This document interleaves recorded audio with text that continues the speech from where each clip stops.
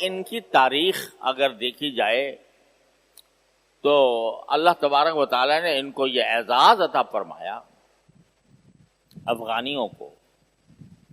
اور میں اگر پیچھے جاؤں تو ہندوستان کے اندر جو مسلمانوں کی حکومت تقریباً 600 سال قائم رہی ہندوستان میں، بر صغیر میں، وہ بھی اگر دیکھا جائے تو افغانیوں کی بدولت، کیونکہ ہندو کی ذہنیت یہ ہے کہ وہ کبھی مسلمان کو برداشت نہیں کرتا. ہندو نے پوری تاریخ ہماری یہ بتاتی ہے کہ ہندوؤں نے ہمیشہ مسلمانوں پر ظلم و ستم کیے، ہمیشہ مسلمانوں کو تہہ تیغ کیا، ہمیشہ مسلمانوں کا خون بہایا. لیکن جب کبھی ہندوؤں نے یہ حرکت کی تو مسلمانوں کو ہندوؤں کے ظلم و ستم سے نجات دلانے کے لیے افغانستان کے لوگ آئے. حضرت شاہ ولی اللہ صاحب رحمۃ اللہ علیہ کے زمانے میں مرہٹوں کا سکہ چلا ہوا تھا اور مرہٹوں کی طرف سے مسلمانوں کے اوپر ظلم و ستم کے پہاڑ توڑے جا رہے تھے. تو حضرت شاہ ولی اللہ صاحب رحمۃ اللہ علیہ نے افغانستان میں خط لکھا افغانستان کے حاکم احمد شاہ ابدالی کو، اور وہ احمد شاہ ابدالی افغانستان سے آئے اور آ کر پانی پت کی جنگ میں مرہٹوں کو ایسی عبرتناک شکست دی کہ جس کے بعد مدت تک وہ سر نہیں اٹھا سکے. اس سے پہلے محمود غزنوی رحمت اللہ علیہ، انہوں نے جب دیکھا کہ مسلمانوں پر یہاں ظلم و ستم ہو رہا ہے تو محمود غزنوی نے مسلمانوں کو ظلم و ستم سے بچانے کے لیے غزنی سے سفر کر کے ہندوستان کے اوپر حملے کیے اور سومناتھ کا مندر توڑا.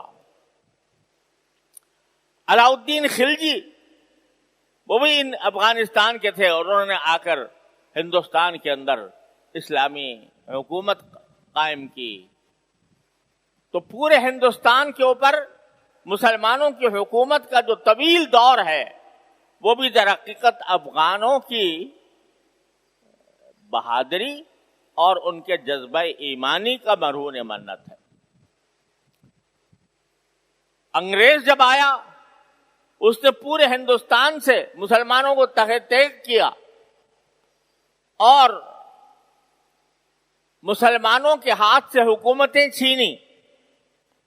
لیکن جب وہ افغانستان کی طرف بڑھا اور افغانستان کو بھی فتح کرنے کی کوشش کی تو برطانیہ کی وہ عظیم طاقت جس کے بارے میں کہا جاتا تھا کہ اس کی حکومت میں سورج غروب نہیں ہوتا،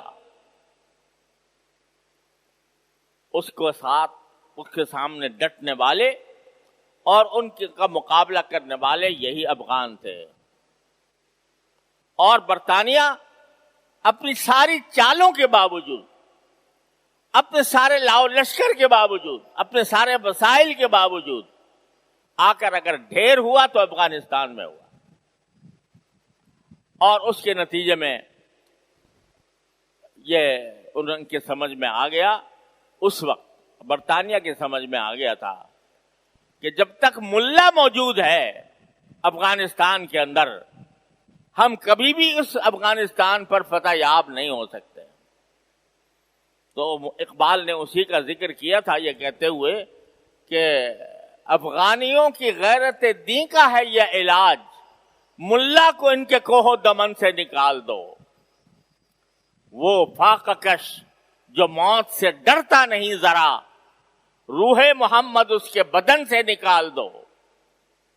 یہ پیغام، یہ پلان تھا برطانیہ کا، لیکن اللہ نے ان کے ہاتھوں فیل کرایا. اس کے بعد اس وقت دو طاقتیں دنیا کے اوپر حکمرانی کر رہی تھی، دو سپر طاقتیں، ایک روس اور ایک امریکہ. تو روس آیا تو اس روس نے چاہا کہ میں کسی طرح افغانستان پر قبضہ کروں، اور افغانستان پر تنہا قبضہ کرنا مقصود نہیں تھا، بلکہ مقصود در حقیقت پاکستان کے اوپر بھی قبضہ کرنا اور گرم پانی تک پہنچنا مقصود تھا.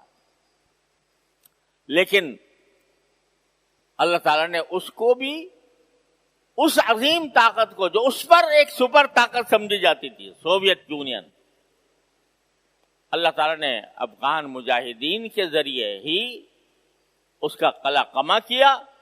اس طرح قلع قمع کیا کہ جب وہ شکست کھا کر بھاگا تو شکست کھا کر بھاگنے کے بعد اس کی پوری سوویت یونین کے ٹکڑے ٹکڑے ہو گئے. آج سوویت یونین کو کوئی نہیں جانتا.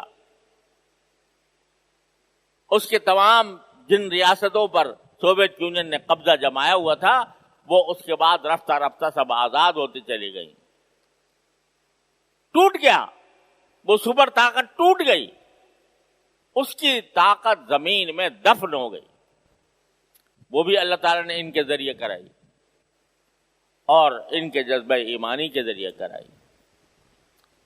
اب دوسری سپر طاقت واحد رہ گئی تھی، وہ امریکہ، جو کہتی تھی کہ اب جو ہے ساری دنیا کے اوپر میری حکومت ہے، ساری دنیا پر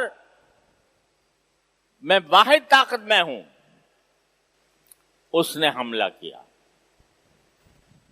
ایک ایسی حکومت پر حملہ کیا جو طالبان کے زیر قیادت تھی.